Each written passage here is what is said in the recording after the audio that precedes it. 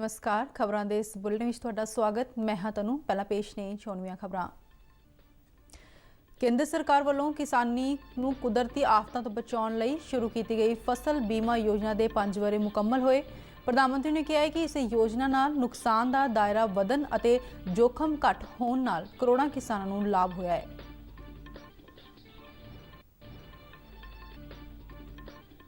चाली मुक्तियां की धरती श्री मुक्तसर साहिब विखे माघी मेले संबंधी गुरुद्वारा शहीदगंज साहिब विखे समागम जारी।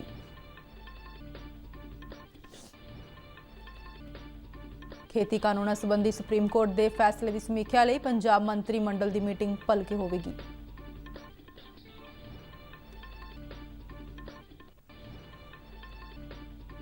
परतक करां बारे केंद्रीय बोर्ड ने टैक्स चोरी संबंधी शिकायत लई विशेष ई पोर्टल लॉन्च किया।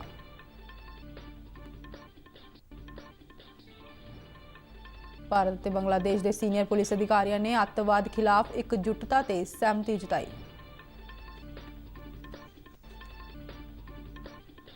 ते चीन विच कोरोना वायरस की उत्पत्ति की जांच लई विश्व सेहत संगठन की टीम भलके तो वुहान का दौरा करेगी।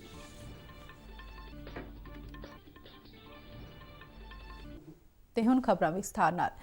किसानों लिए केंद्र सरकार वालों शुरू की गई प्रधानमंत्री फसल बीमा योजना के 5 वरे मुकम्मल हो चुके हैं। इस मौके केंद्रीय खेतीबाड़ी मंत्रालय ने बयान जारी करदिआं किसान भाईचारे नूं इस योजना का वध तो वध लाभ उठाउण की अपील की है।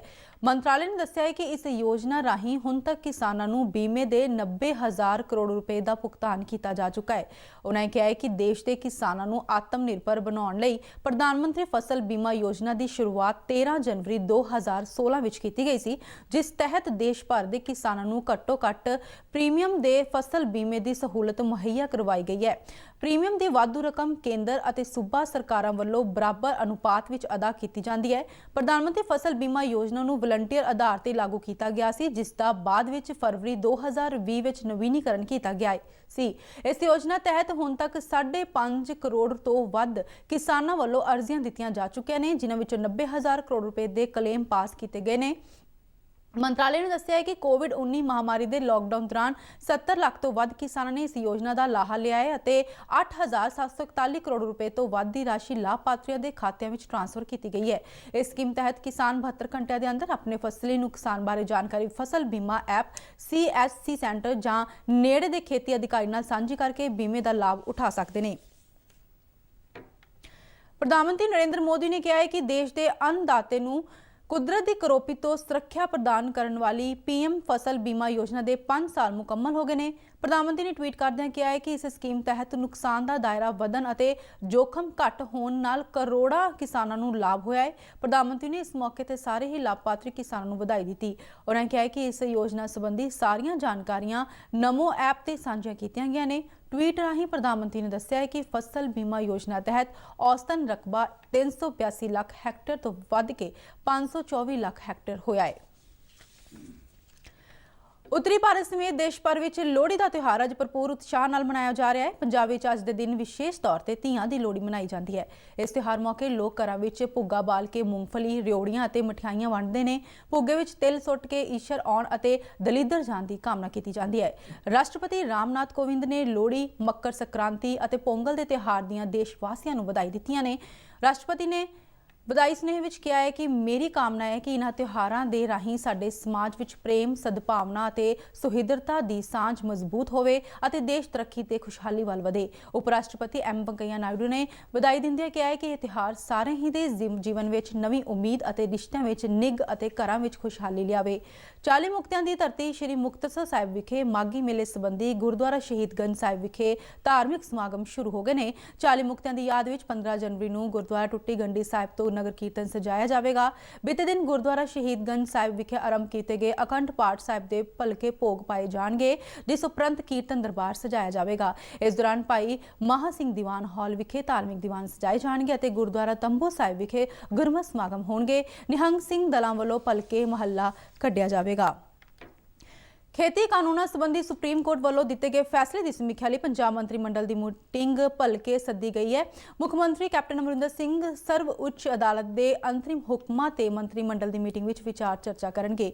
गृह विभाग वालों जारी नोटिफिकेशन मुताबक यह मीटिंग भलके बाद दोपहर 4 बजे होगी।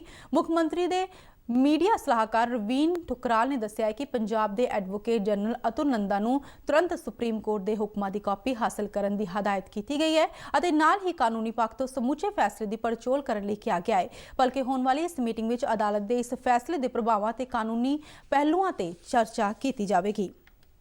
प्रत्यक्ष करां बारे केंद्रीय बोर्ड ने टैक्स चोरी संबंधी शिकायत करने लई एक विशेष ई पोर्टल जारी किया है। बोर्ड वालों जारी बयान मुताबिक इस पोर्टल राही शिकायतकर्ता टैक्स चोरी सने अनएलानी विदेशी जायदाद और बेनामी जायदाद संबंधी शिकायत कर सकता है। केंद्रीय खजाना मंत्रालय ने इस पोर्टल नूं ई गवर्नेंस वाल एक होर वड्डा कदम दस्सिया है। मंत्रालय ने बयान जारी करदिआं कहा है कि इस नाल टैक्स चोरी रोकण विच नागरिकां दी भागीदारी वधेगी। इस पोर्टल राही शिकायतकर्ता अपने पैन या आधार की वरतों करके शिकायत दर्ज करा सकता है।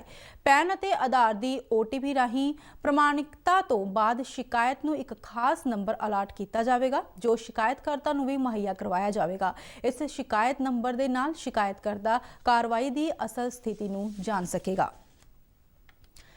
भारत और बांग्लादेश के पुलिस बलों ने अतवाद खिलाफ लड़ाई में आपसी सहयोग नूं वधाउण दे सहमति जताई है। दोहां देशों के प्रमुख पुलिस अधिकारियों विचाले हुई वर्चुअल मीटिंग दौरान यह फैसला किया गया है। केंद्रीय गृह मंत्रालय वालों जारी बयान मुताबिक भारत और बांग्लादेश आलमी अतवादी समूहों और होर भगोड़े अपराधियों खिलाफ तालमेल नाल काम करन और जानकारी सांझी करन लई सहमत होए ने।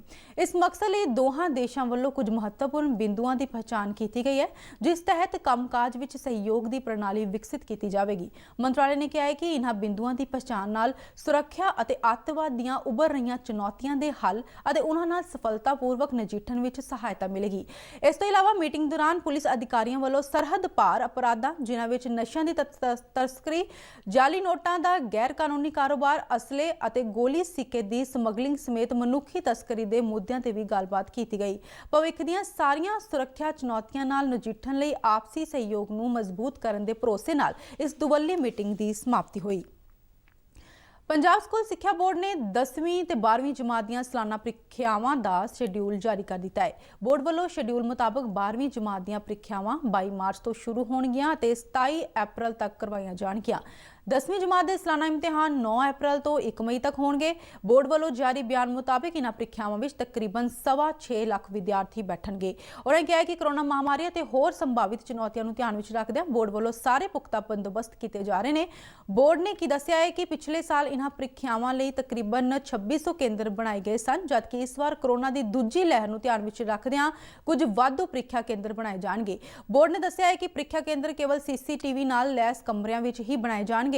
सिक्ख्या बोर्ड के कंट्रोलर ਪ੍ਰੀਖਿਆਵਾਂ JR महरोक ने दस्सिया है कि कोरोना महामारी का प्रभाव ਵਧਣ की सूरत में ਪ੍ਰੀਖਿਆਵਾਂ के शेड्यूल में तब्दीली की जा सकती है। पाकिस्तान विचले गुरुद्वारा श्री ननकाना साहिब विखे कुछ शरारती अंसरां वल्लों की गई भंन तोड़ और पत्थरबाजी के मामले विच उथों की एक अदालत ने 3 व्यक्तियों को घटना लई जिम्मेवार ठहराउंदिआं सज़ा सुनाई है।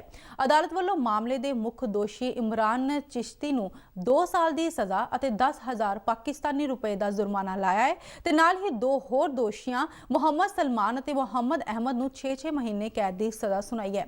अदालत ने सबूतां की घाट के चलदिआं 4 मुलजमां नूं बरी कर दिता है। जिक्रयोग है कि गुरुद्वारा श्री ननकाना साहिब विखे पिछले वरे जनवरी महीने में कुछ शरारती अंसरां वालों भंन तोड़ की गई सी। चीन विच नोवल कोरोना वायरस की उत्पत्ति की जांच लिए विश्व सेहत संगठन की एक टीम भलके वुहान जाएगी। चीनी विदेशी मंत्रालय के बुलारे जाओ लिजियान ने मीडिया को जानकारी दिंदिआं दस्सिया है कि सिंगापुर तो विश्व सेहत संगठन की टीम वुहान का दौरा करेगी। संगठन के मुखी टेड्रोस अदानम ने कहा है कि उन्होंने टीम चीन वायरस के स्रोत को पहचान की जांच करेगी और नाल ही यह भी देखा जाएगा कि यह वायरस मनुखी जनसंख्या में किस तरह फैलिया।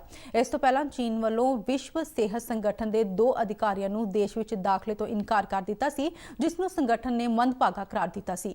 साल 2019 ਵਿੱਚ वुहान के केंद्री हिस्से ਵਿੱਚ कोरोना वायरस का पहला केस मिला सी जिस तो बाद वायरस ने 90 करोड़ तो ਵੱਧ लोगों को अपनी लपेट ਵਿੱਚ लिया ਤੇ 20 ਲੱਖ के करीब लोगों ने अपनी जान गवाई। अमरीका, इंग्लैंड, आस्ट्रेलिया और होर कई मुल्कों वालों लगातार वायरस की उत्पत्ति संबंधी चीन ਵਿੱਚ जांच करवाए जाने की मांग की जा रही सी। ਇਸ ਦੇ ਨਾਲ ਹੀ ਖਬਰਾਂ ਦਾ ਬੁਲੇਟਿਨ ਖਤਮ ਹੁੰਦਾ ਹੈ। ਆਗਿਆ ਦਿਓ, ਨਮਸਕਾਰ।